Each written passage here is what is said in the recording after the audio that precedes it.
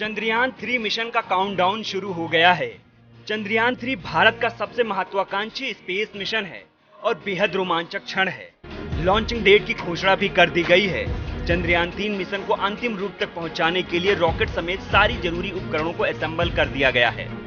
इसके अलावा यान के सारे जरूरी टेस्ट कर लिए गए हैं। लॉन्चिंग के साथ ही भारत स्पेस में नई गौरव गाथा लिखेगा।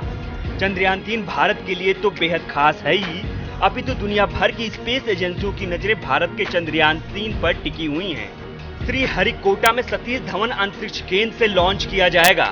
चंद्रयान 3 की लॉन्चिंग में कोई गलती न हो, इसके लिए छोटी से छोटी चीजों का विशेष ध्यान रखा गया है।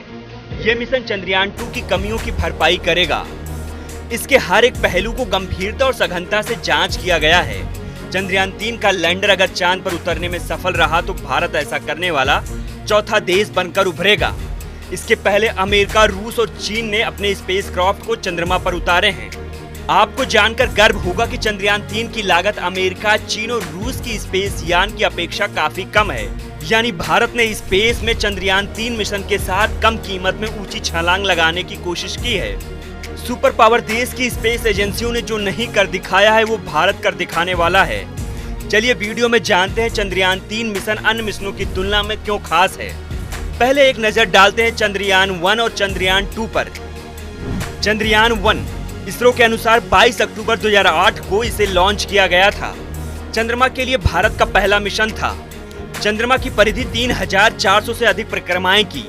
इसकी काल अवधि 2 साल के लिए थी, लेकिन 29 अगस्त 2009 में संपर्क टूट गया।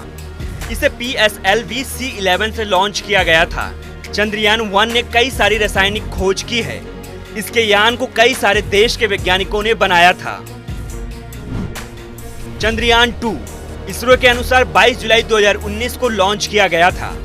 चंद्रमा की सतह को छूने से पहले ही लैंडर क्रैश हो गया था।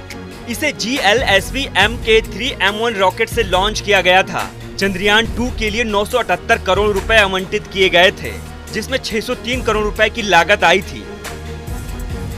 खैर, ये तो बात हुई चंद्रयान 1 और चंद्रयान 2 के बारे में। आपने चंद्रयान के बारे में खूब सारी चर्चाएं सुनी होंगी।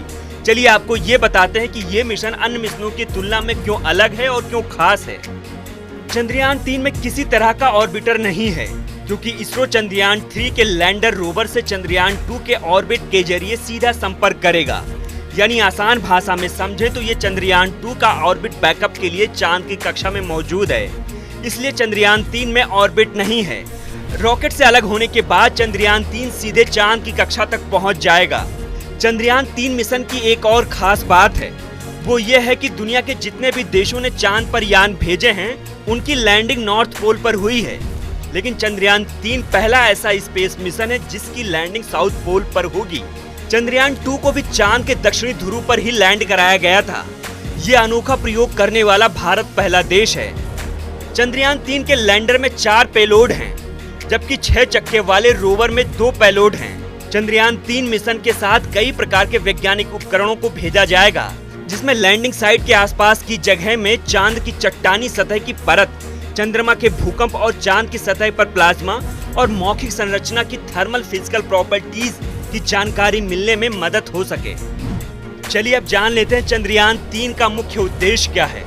चंद्रयान 3 पर सॉफ्ट लैंडिंग का प्रदर्शन कराना, रोवर को चांद की सतह पर चलाकर दिखाना, लैंडर और रोवर की मदद से साइंटिफिक जांच करना, चंद्रमा पर पड़ने वाली रोशनी और रेडिएशन का अध्ययन करेगा, लैंडिंग साइट के आसपास भूकंपीय गतिविधियों की स्टडी करेगा।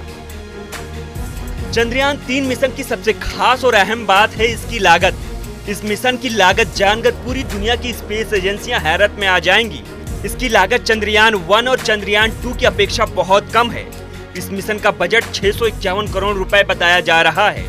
हालांकि इसरो के वेबसाइट पर इसकी लागत की जानकारी अभी उपलब्ध नहीं कराई गई है। ये आंकड़े मीडिया के हवाले से हैं। फिलहाल भारत चंद्रयान 3 लॉन्च करके इतिहास रचने की कोशिश में है।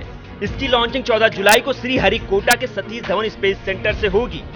इसरो के वैज्ञानिक को उम्मीद है कि लैंडर और रोवर चंद्रयान पर 14 दिन तक काम करेंगे। भारत को चंद्रयान 3 मिशन से काफी उम्मीदें हैं।